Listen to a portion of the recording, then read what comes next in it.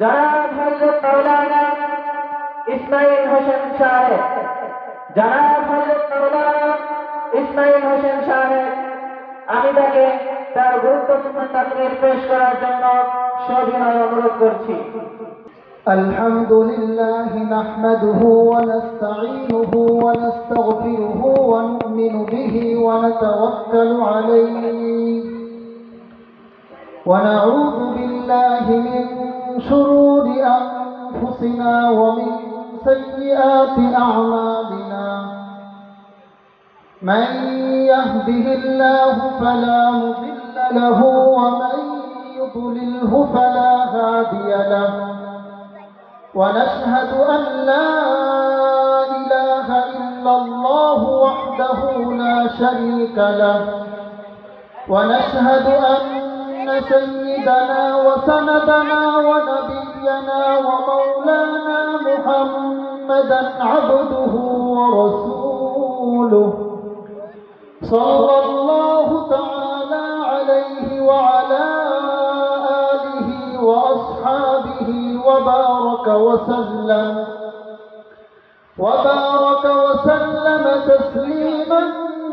تسليما كثيرا أما بعد فقد قال الله تبارك وتعالى في كلامه المجيد وفرقانه الحميد أعوذ بالله من الشيطان الرجيم بسم الله الرحمن الرحيم إن الصلاة تنهى عن الفحشاء والمنكر وقال النبي صلى الله عليه وسلم أول ما يحاسب به العبد يوم القيامة الصلاة أو كما قال عليه الصلاة والسلام صدق الله مولانا العظيم وصدق رسوله النبي الأمي الكريم ونحن على ذلك لمن الشاهدين والشاكرين والذاكرين والحمد لله رب العالمين سبحانك لا علم لنا إلا ما علمتنا إنك أنت العليم الحكيم আজকের মাহফিলের সম্মানিত সভাপতি, আমার সামনে উপবিষ্ট দিনদরদি মুসলমান ভাইরা, পর্দার অন্তরালের মা ও বোনেরা, আসসালামু আলাইকুম ওয়া রাহমাতুল্লাহি ওয়া বারাকাতুহু। আল্লাহ তাআলার দরবারে অসংখ্য শুকরিয়া যে আল্লাহ আমাকে আপনাকে মাগরিবের নামাজের পরে জান্নাতের বাগানে আসার তৌফিক দান করেছেন। এর জন্য পরম করুণাময় মাওলায়ে কারীম রব্বে আরশে আযীমের শাহী দরবারে কালিমাতু শুকর আদায় করি। সবাই বলুন, পড়ুন আলহামদুলিল্লাহ। আমি আপনাদের সামনে যে আয়াতে কারিমা তিলাওয়াত করেছি, এই আয়াতকে সামনে রেখে আমি আজকে ক্ষুদ্র সংক্ষিপ্ত আলোচনা করার চেষ্টা করব ইনশাআল্লাহ। আল্লাহ রাব্বুল আলামিন কুরআনুল কারীমের মধ্যে বলেন, ইন্নাস সালাতা তানহা আনিল ফাহশাই ওয়াল মুনকার, নিশ্চয় নামাজীকে তার সকল প্রকার গুনাহ থেকে বাঁচায়। আল্লাহ রাব্বুল আলামিন এই আয়াতে কারিমার মধ্যে ফাহশা দ্বারা বুঝিয়েছেন ওই সকল গুনাহ, যে সকল গুনাহ মানুষের সাধারণ বিবেক দ্বারা বোঝা যায় যে এটা গুনাহের কাজ, ওই সকল গুনাহ থেকে আল্লাহ তাআলা বাঁচান। আর মুনকার বলা হয় ওই সকল গুনাহ, যে সকল গুনার জন্য, যে সকল গুনাহ বোঝার জন্য স্বাভাবিক জ্ঞান দ্বারা বুঝে আসে না, দলিল সাপেক্ষে বুঝে আসে, এটাকে বলা হয় মুনকার। আল্লাহ বলেন উভয় প্রকার গুনাহ নামাজিকে তার নামাজে বাঁচায়, নামাজিকে তার নামাজে বাঁচায়। এখন প্রশ্ন হলো, আমরা নামাজ পড়ি, গুনাহ করি, আমরা নামাজ পড়ি, জিনাও করি, আমরা নামাজ পড়ি, মিথ্যা কথাও বলি, তাহলে আমাদের নামাজ, আল্লাহ বললেন নিশ্চয় নামাজ সকল প্রকার গুনাহ থেকে ওই নামাজিকে বাঁচায়। তাহলে আমাদের নামাজ আমাদের সকল প্রকার গুনাহ থেকে বাঁচায় না কেন? এইটা বোঝার জন্য আল্লাহ রাব্বুল আলামিন এই আয়াতে কারিমার মধ্যে, এই আয়াতে কারিমা নাজিল হওয়ার শান নুজুলের মধ্যে একটি ঘটনা উল্লেখ করেছেন। আল্লাহ রাব্বুল আলামিন এই আয়াতে কারিমা যে প্রেক্ষাপটে নাজিল করেছেন, নবী করিম সাল্লাল্লাহু আলাইহি ওয়াসাল্লামের জামানায়, নবী করিম সাল্লাল্লাহু আলাইহি ওয়াসাল্লামের জামানায় একজন অমুসলিম মুসলমান হয়েছে।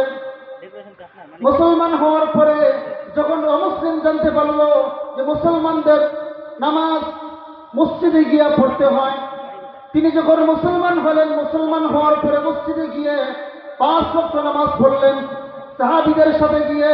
কিন্তু সাহাবীরা লক্ষ্য করলো ওই ব্যক্তি মুসলমান হয়েছে, মুসলমান হওয়ার পরেও মসজিদ থেকে বের হয়ে সমাজে যত প্রকারের খারাপ কাজ চালু আছে, সমাজে যত প্রকারের খারাপ কাজ চালু আছে, সকল খারাপ কাজের সাথে সে অংশগ্রহণ করে, সকল খারাপ কাজের সাথে সে জড়িত। এক পর্যায়ে সে নামাজ পড়ে, গুনাহ করে, সমাজে যত প্রকারের খারাপ কাজ চালু আছে সকল খারাপ কাজ ওই ব্যক্তি করে। সাহাবীরা সিদ্ধান্ত নিল এই নমুসলিম সাহাবীর বিরুদ্ধে নবী করিম সাল্লাল্লাহু আলাইহি ওয়াসাল্লামের কাছে নালিশ করবেন। নবী করিম সাল্লাল্লাহু আলাইহি ওয়াসাল্লামের কাছে গিয়ে বলল, ইয়া রাসূলুল্লাহ সাল্লাল্লাহু আলাইহি ওয়াসাল্লাম, এই নমুসলিম সাহাবী নতুন মুসলমান হয়েছে, নতুন মুসলমান হয়েছে, কিন্তু 5 ওয়াক্ত নামাজ পড়ে, আল্লাহর ইবাদত করে, কিন্তু মসজিদ থেকে বের হওয়ার পরে সমাজে যত প্রকারের গুনাহ আছে সকল প্রকারের গুনাহ ওই ব্যক্তি করে। নবী করিম সাল্লাল্লাহু আলাইহি ওয়াসাল্লাম বললেন, ও আমার সাহাবীরা শোনো, ও আমার সাহাবীরা শোনো, তোমরা তাকে ধমক দিও না, তোমরা তাকে শাসাইও না, তোমরা তাকে বারণ করিও না। নতুন মুসলমান হয়েছে, এখনো পর্যন্ত তার নামাজটা পরিপূর্ণ শুদ্ধ হয় নাই।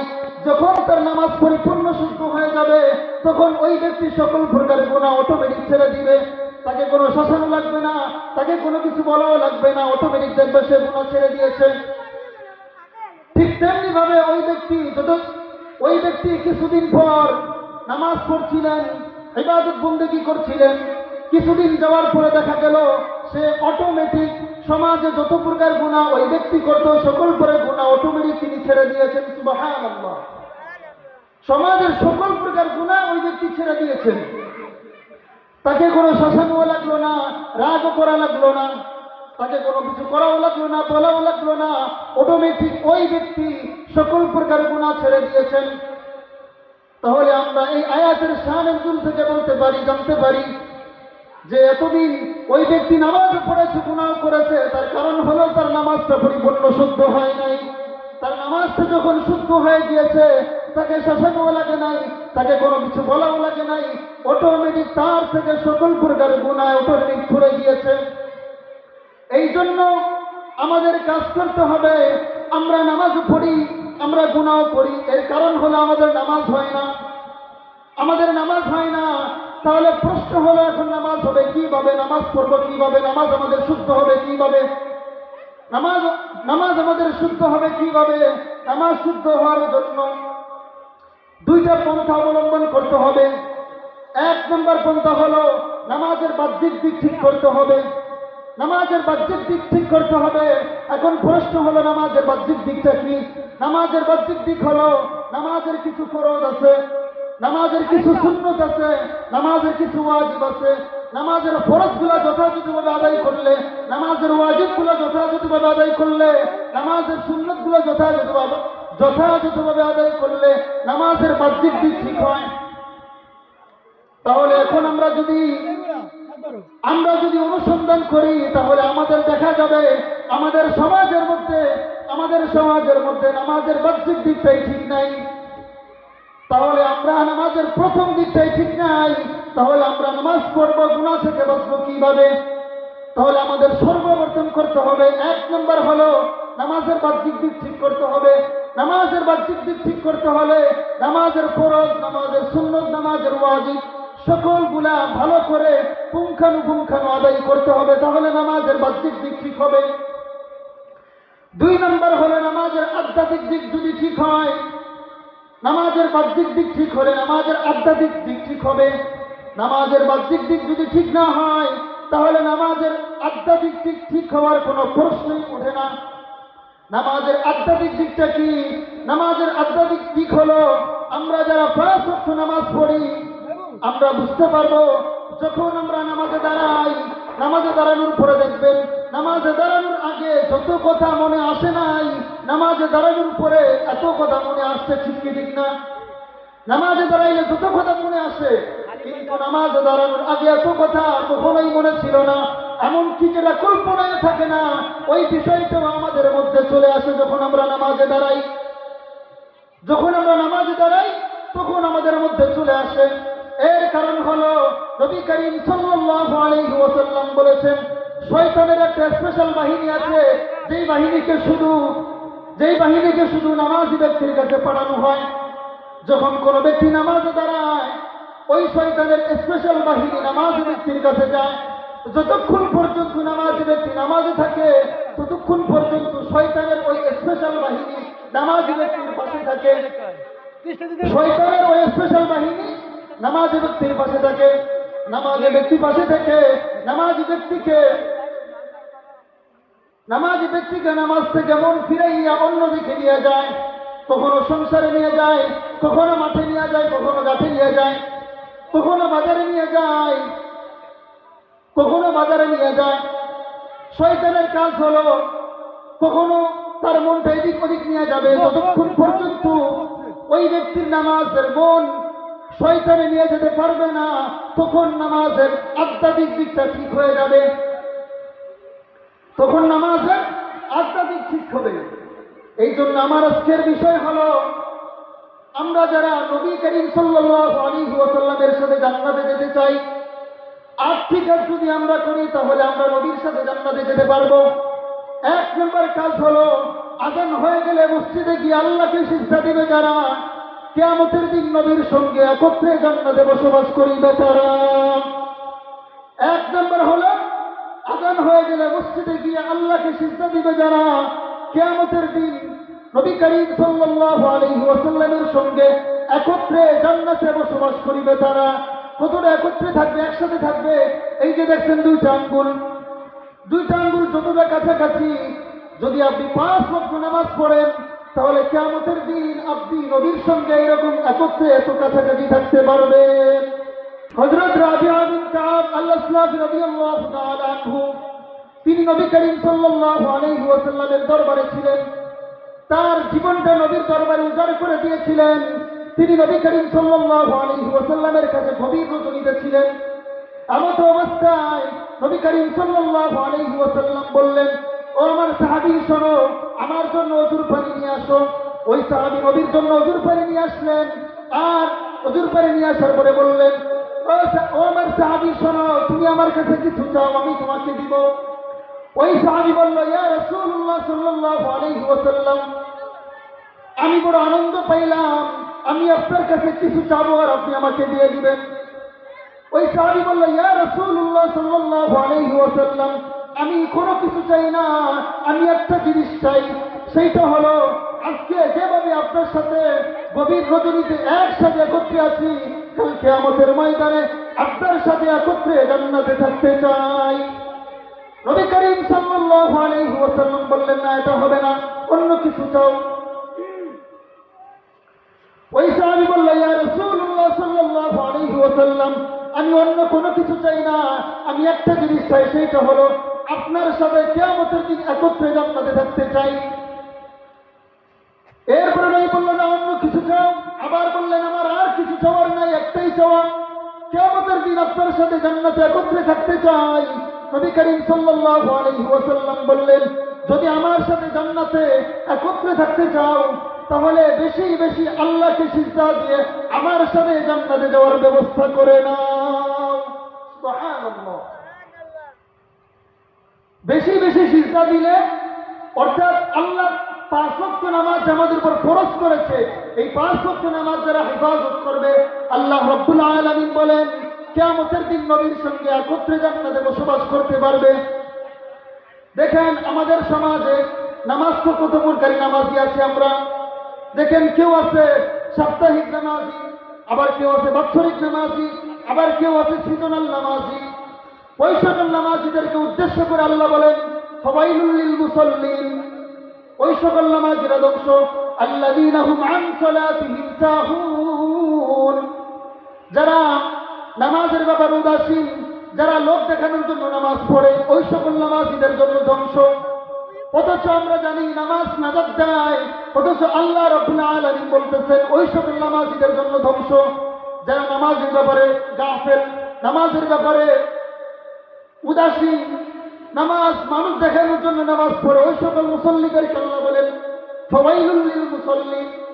এখন প্রশ্ন হলো তাহলে আমরা কিভাবে জান্নাতে যেতে পারবো নামাজ পড়ে?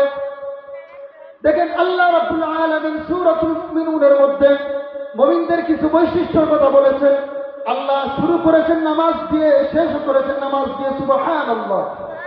আল্লাহ রাব্বুল আলামিন বলেন ক্বাদ আফলাহাল মুমিনুন আল্লাযীনা হুম ফী সালাতিহিম খাশিউন, ঈমান এনেছে যারা, সফল হয়েছে যারা, আল্লাযীনা হুম ফী সালাতিহিম খাশিউন। এবং শেষ করেছেন মুমিন বান্দাদের গুনাহগুলো শেষ করেছেন। সর্বশেষ আল্লাহ রাব্বুল আলামিন বলেন ওয়াল্লাযীনা হুম আলা সালাওয়াতিহিম ইউহাফিজুন, পাঁচ ওয়াক্ত নামাজ ইবাদত করবে যারা, উলাইকা হুমুল ওয়ারিসুন আল্লাযীনা ইয়ারিসুনাল ফিরদাউস হুম ফিহা খালিদুন। আল্লাহ রাব্বুল আলামিন বলেন পাঁচ ওয়াক্ত নামাজ ইবাদত করবে যারা, আল্লাহ রাব্বুল আলামিন বলেন যেমনি ভাবে বাবা মারা যাওয়ার পরে সন্তান বাবার সম্পত্তির ওয়ারিস অটোমেটিক হয়ে যায়, যখন একজন পাঁচ ওয়াক্ত নামাজি ব্যক্তি যখন দুনিয়া থেকে আল্লাহর কাছে চলে যাবে, আল্লাহর কাছে যাওয়ার সাথে সাথে যেমনি ভাবে বাবা তার সন্তানের মালিক অটোমেটিক হয়ে যায়, পাঁচ ওয়াক্ত নামাজি ব্যক্তি আল্লাহর জান্নাতের মালিক অটোমেটিক হয়ে যাবে। সুবহানাল্লাহ।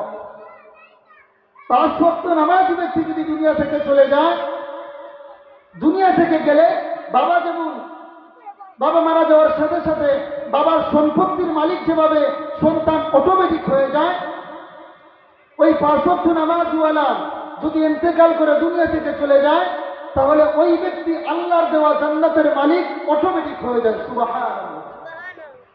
তাহলে আমরা এক নম্বর পাইলাম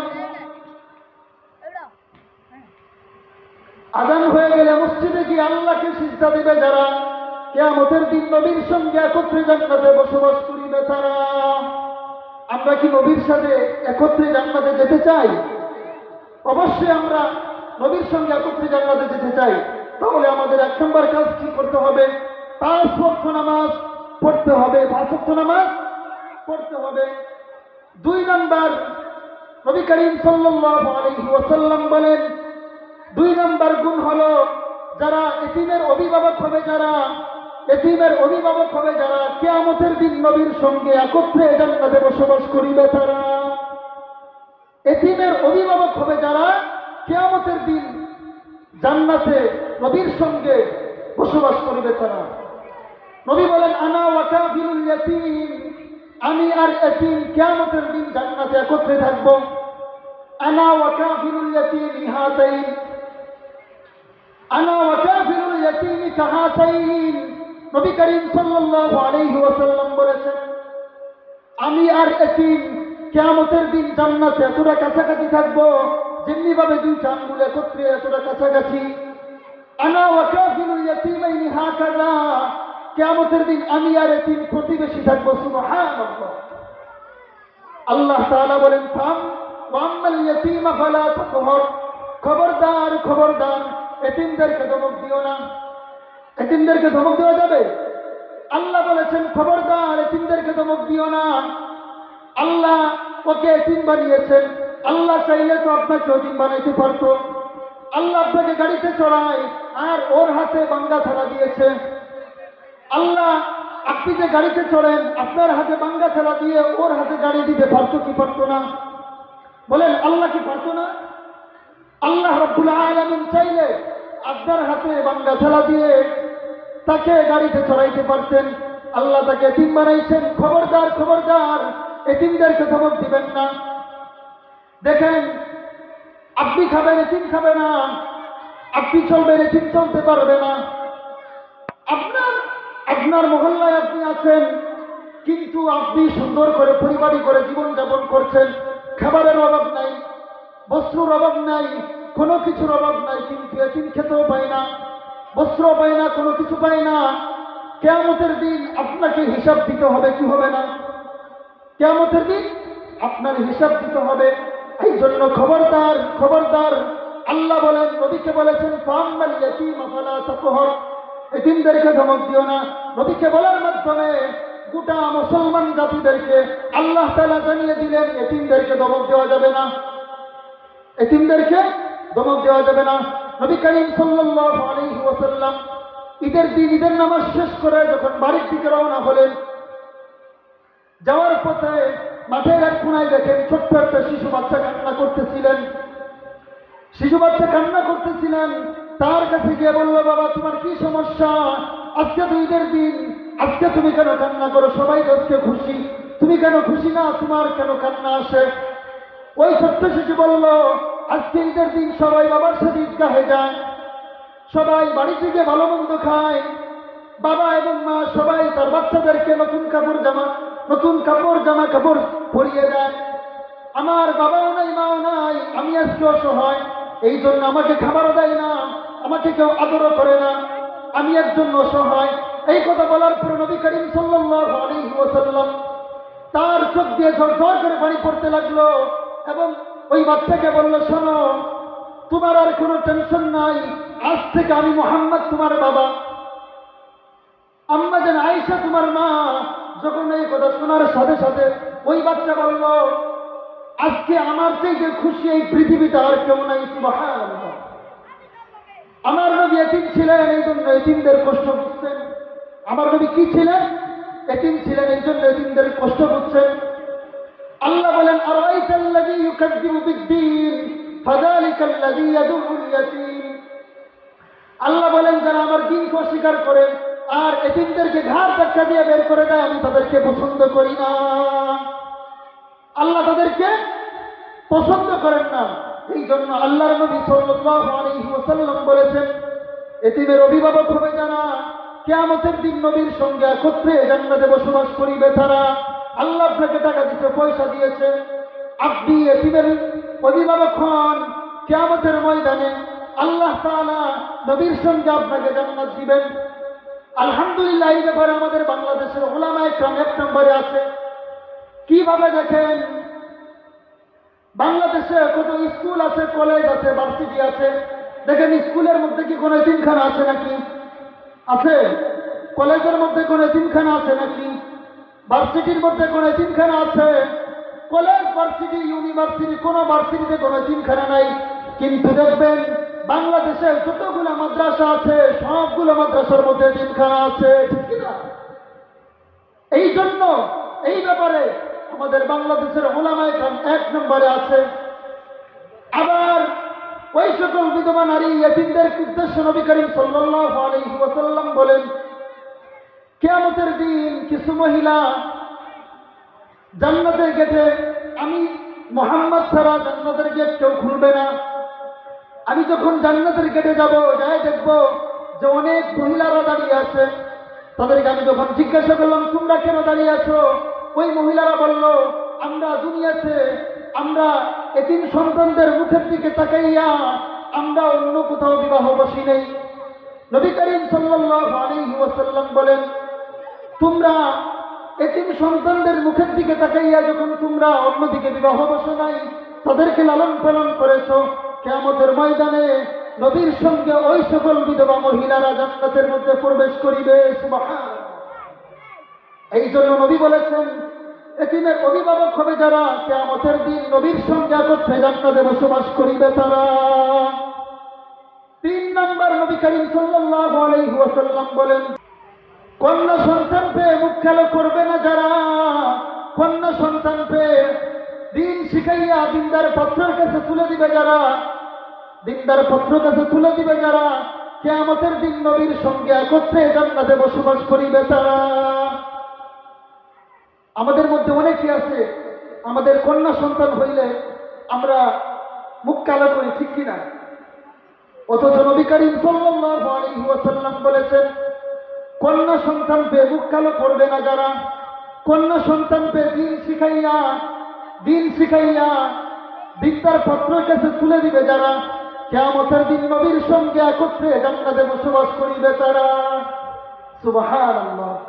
আমার নবী বিশ্ব নবী মুহাম্মদুর রাসূলুল্লাহ সাল্লাল্লাহু আলাইহি ওয়াসাল্লাম বলেছেন, যার একটা মেয়ে আছে তার জন্য একটা জান্নাত, যার দুইটা মেয়ে তার জন্য দুইটা জান্নাত। এক সাহাবী বলল, ইয়া রাসূলুল্লাহ সাল্লাল্লাহু আলাইহি ওয়াসাল্লাম, আমার তিনটা মেয়ে। নবীজি বলল, তোমার জন্য তিনটা জান্নাত। সুবহানাল্লাহ। এই জন্য কন্যা সন্তানকে আমরা কি মুখ কালো করবো? দেখেন আমাদের সমাজে বর্তমান আধুনিক যুগের জাহিলিয়াতের অবস্থা দেখবেন। জাহিলি যুগে তো কন্যা সন্তান হওয়ার পরে কন্যা সন্তানকে জীবন্ত কবর দিত, জাহিলি যুগে, ঠিক কিনা? কন্যা সন্তানকে জীবন্ত কবর দিত। আর এই যুগে কতটা আপডেট হয়েছে, ওই যুগের থেকেও এই যুগটা বর্বর, ওই যুগের থেকেও এই যুগটা আরো বর্বর। তার কারণ হলো, ওই যুগে কন্যা সন্তানকে দুনিয়ার আলো দেখার সুযোগ করে দিত, এই যুগটা বড় আপডেট। এই জন্য এই যুগে পেটের সন্তান যদি কন্যা সন্তান হয়, পেটে থাকা অবস্থায় অপারেশন করে ধ্বংস করে ফেলে। পেটে থাকা অবস্থায় অপারেশন করে ফেলে কি ফেলে না? কয় হুজুর, কন্যা সন্তান শুধু খরচ হয়। আরে ভাই, রিজিকের মালিক কে, আপনি নাকি আল্লাহ? আল্লাহ বলেছেন, ওয়ামা মিন দাব্বাতিন ফিল আরদি ইল্লা আলাল্লাহি রিজকুহা। সবাই বলেন তো রিজিকের মালিক কে? জোরে বলেন, সবাই বলেন, রিজিকের মালিক আল্লাহ। দেখেন আল্লাহ বলেন, লা তাকতুলু আওলাদাকুম, তোমরা হত্যা করিও না, খশিয়াতা ইমলাক, দরিদ্রতার ভয়ে তোমরা তোমাদের সন্তানদেরকে হত্যা করিও না। কার কথা?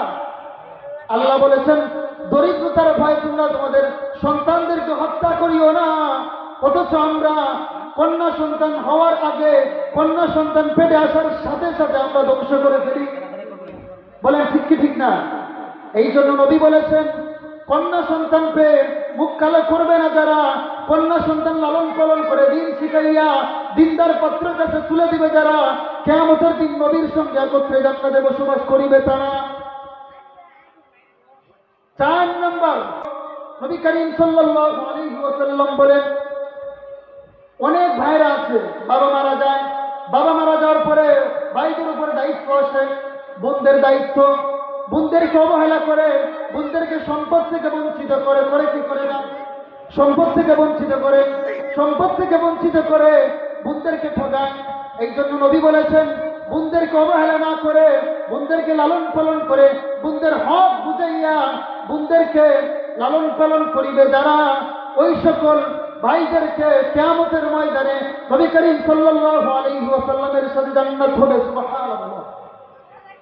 এই জন্য বড় ভাইরা যখন দায়িত্ব পায়, বোনদের দায়িত্ব পায়, তখন বোনদেরকে অবহেলা না করে বোনদের দায়িত্ব পালন করিবে যারা, ওই সকল বড় ভাইরা কিয়ামতের ময়দানে নবীর সঙ্গে একত্রে জান্নাতে থাকবে। সুবহানাল্লাহ।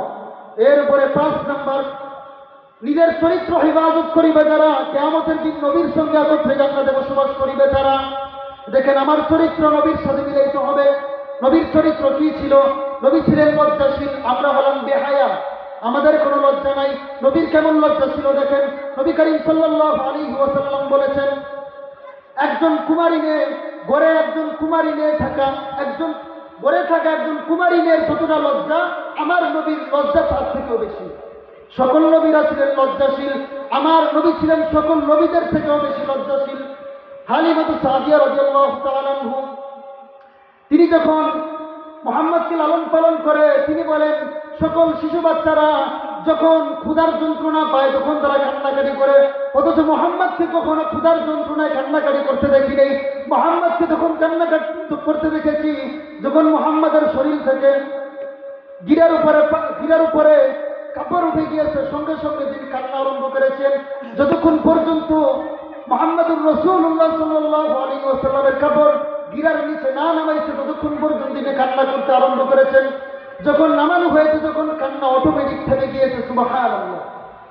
এরপরে 6 নাম্বার, নবী করিম সাল্লাল্লাহু আলাইহি ওয়াসাল্লাম বলেন, নবীকে মহব্বত করবে যারা, কিয়ামতের দিন নবীর সঙ্গে একত্রে জান্নাতে বসবাস করবে তারা। নবীকে মহব্বত করবে যারা, কিয়ামতের দিন নবীর সঙ্গে একত্রে জান্নাতে বসবাস করবে তারা। আল্লাহর নবী সাল্লাল্লাহু আলাইহি ওয়াসাল্লাম বলেছেন, মান আহাব্বা সুন্নতি ফাকাদ আহাব্বানি ওয়া মান আহাব্বানি কানা মাই ফিল জান্নাহ। নবী করিম সাল্লাল্লাহু আলাইহি ওয়াসাল্লাম বলেছেন, মান আহাব্বা সুন্নতি, যে আমার সুন্নতকে ভালোবাসবে, ফাকাদ আহাব্বানি, সে আমাকে ভালোবাসলো, যে আমাকে ভালোবাসলো সে আমার সাথে জান্নাতে একত্রে বসবাস করবে, সুবহানাল্লাহ। তাহলে নবীকে ভালোবাসলে নবীর সঙ্গে একত্রে জান্নাতে বসবাস করতে পারবো। আমরা নবীকে ভালোবাসবো তো ইনশাআল্লাহ। এরপরে 7 নম্বর, নবী করিম সাল্লাল্লাহু আলাইহি ওয়াসাল্লাম বলেছেন, নবীর উপর দুরূদ পড়বে যারা, কিয়ামতের দিন নবীর সঙ্গে একত্রে জান্নাতে বসবাস করিবে তারা। নবীর উপর দুরূদ পড়বে যারা, কিয়ামতের দিন নবীর সঙ্গে একত্রে জান্নাতে বসবাস করিবে তারা। নবী করিম সাল্লাল্লাহু আলাইহি ওয়াসাল্লাম বলেছেন, মান সাল্লা ওয়াহিদান সাল্লাল্লাহু আলাইহি আশরা, যে ব্যক্তি আমার উপর একবার দুরূদ পড়বে, আল্লাহর নবী সাল্লাল্লাহু আলাইহি ওয়াসাল্লাম বলেছেন তার উপর 10টা রহমত নাযিল হয়, তার 10টা সগীরা গুনাহ মাফ হয়, 10টা মর্তবা আল্লাহ তার বাড়িয়ে দেয়, সুবহানাল্লাহ। সর্বশেষ 8 নম্বর গুণ হলো জীবনের শুরু থেকে শেষ পর্যন্ত, মৃত্যুর আগ পর্যন্ত, জীবনের শুরু থেকে শেষ পর্যন্ত তাকওয়া নীতি অবলম্বন করে জীবন যাপন করিবে যারা, কিয়ামতের দিন নবীর সঙ্গে একত্রে জান্নাতে বসবাস করিবে তারা। তাকওয়া নীতি অবলম্বন করবে যারা, কিয়ামতের দিন নবীর সঙ্গে একত্রে জান্নাতে বসবাস করবে তারা, সুবহানাল্লাহ। তাকওয়াটা কি 1 মিনিটে বোঝাই দেই? আপনারা বলেন তো, এই জায়গায় যদি সিসি ক্যামেরা থাকে আর এই সিসি ক্যামেরার মাধ্যমে যদি সারা বাংলাদেশ দেখতে পায়, তাহলে এই সিসি ক্যামেরার সামনে কি কোনো ব্যক্তি মদ খাবে, জিনা করবে, সুদ খাবে, সুদের লেনদেন করবে? করবে না। তাহলে সিসি ক্যামেরার ভয়ে, এই সিসি ক্যামেরা ভয় কেন পায়? কারণ এই সিসি ক্যামেরার মাধ্যমে সারা বাংলাদেশের মানুষ দেখতে পায়, ঠিক কি না? তাহলে সিসি ক্যামেরা বানাইছেন কে? সিসি ক্যামেরা বানাইছে মানুষ। কে বানাইছে? আর এই জ্ঞানটা কে দিয়েছে? আল্লাহ দিয়েছে। যে আল্লাহ মানুষের মধ্যে সিসি ক্যামেরার জ্ঞান দিতে পারে, যে সিসি ক্যামেরা আপনার সমস্ত প্রকারের অপকর্ম ফাঁস করে দিতে পারে, সেই আল্লাহ আপনি যখন ঘরের মধ্যে নির্জনে লাইট বন্ধ করে যখন আপনি ইউটিউবের মধ্যে ওয়াজ না দেখে নর্তকীদের গান দেখবেন, নর্তকীদের অশ্লীল দৃশ্য দেখবেন, খারাপ কাজ করবেন, জিনা করবেন, হারাম খাবেন, সুদ খাবেন, ওই বিষয়টা কি আমার আল্লাহ দেখতে পারবে কি পারবে না? তিনি কি রেকর্ড করতে পারবে কি পারবে না? যে আল্লাহ মানুষকে সিসি ক্যামেরার জ্ঞান দিয়েছে, ওই আল্লাহ এই সকল অপকর্ম আমাদের সব কিছু কি তিনি রেকর্ড করে রাখতে পারবে কি পারবে না? পারবে। এই জন্য সর্বশেষ গুণ হলো তাকওয়া নীতি অবলম্বন করে জীবন যাপন করিবে যারা, কিয়ামতের দিন নবীর সঙ্গে একত্রে জান্নাতে বসবাস করিবে তারা। তাকওয়া, যার মধ্যে তাকওয়া আছে ওই লোকটা ফেরেশতার থেকেও শ্রেষ্ঠ হয়ে যায়, ওই লোকটা ফেরেশতার থেকেও শ্রেষ্ঠ হয়ে যায়। আর যার মধ্যে তাকওয়া নাই ওই লোকটা শয়তানের থেকেও খারাপ হয়ে যায়, ওই লোকটা শয়তানের থেকেও খারাপ হয়ে যায়। তাহলে আমরা যদি নবীর সাথে জান্নাতে যেতে চাই, তাহলে আমাদের এই 8টা গুণ মানতে হবে। 1 নম্বর 5 ওয়াক্ত নামাজ, 2 নম্বর এতিমের অভিভাবক হতে হবে, 3 নম্বর কন্যা সন্তানদের বুক কালো করা যাবে না, 4 নম্বর বুনের হক আদায় করতে হবে, 5 নম্বর নবীকে মহব্বত করতে হবে, 6 নম্বর নিজের চরিত্র ইবাদত করতে হবে, 7 নম্বর নবীর উপর দুরূদ করতে হবে, 8 নম্বর হলো তাকওয়া নীতি অবলম্বন করে জীবন যাপন করিতে হবে, ঠিক কি না? আল্লাহ তাআলা আমাদের সবাইকে এই গুণে গুণান্বিত হওয়ার তৌফিক দান করুন। ওয়া আখিরু দাওয়ানা আলহামদুলিল্লাহি রাব্বিল আলামিন। আসসালামু আলাইকুম ওয়া রাহমাতুল্লাহি ওয়া বারাকাতুহু।